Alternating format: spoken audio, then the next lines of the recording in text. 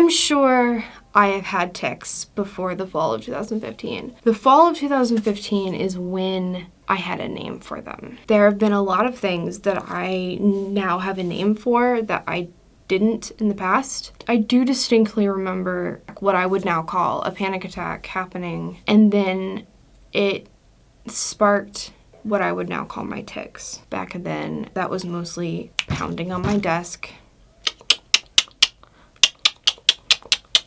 And I was having a panic attack because I was about to have a meeting with the teacher.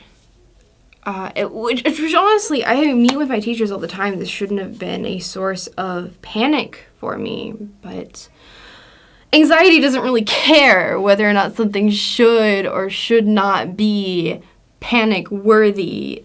It just sort of gives you panic whenever. The fall of 2015 was odd already. It was kind of the first of several semesters in which I was having mental health issues because my ADHD had gotten ridiculously bad, to the point that it was hard for me to read. It was hard for me to write.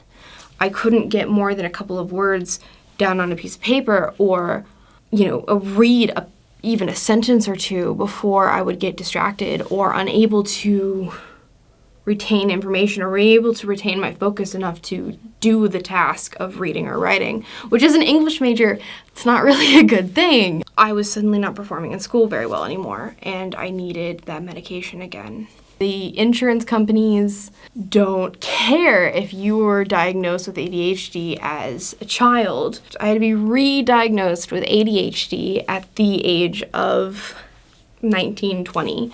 Being re-diagnosed was not an easy process. It required me to first talk to a counselor at my school, then to talk to the psychiatrist at our school, and then go to a specialist. And then I had to have 3 meetings with the specialist. The first was just to talk about, hey, I might have something. The second was a 4-hour testing period. Have you ever been tested for your IQ? The games are pretty similar. I'm going to say a sequence of numbers and letters, you repeat it back to me. I'm going to say a sequence of numbers and letters, you repeat it back to me backwards, you repeat it back to me in order.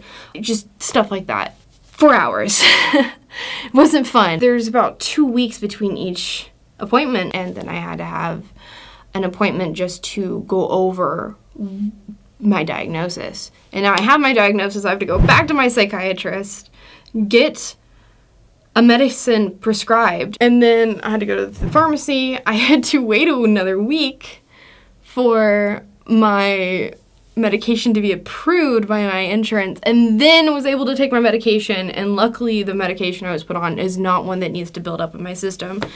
Building up medications in your system takes a long time, and I was already at the end of the semester and failing most of my classes because I couldn't pay attention in any of them. But I got back on it, and through probably the most hellish finals week I've ever had. That was the semester where the tics kind of began. The next semester was even weirder. Thank you for watching part 1 of my diagnosis story. Please like, subscribe, and share for part 2. Stay safe, don't die, and remember, Livy loves you.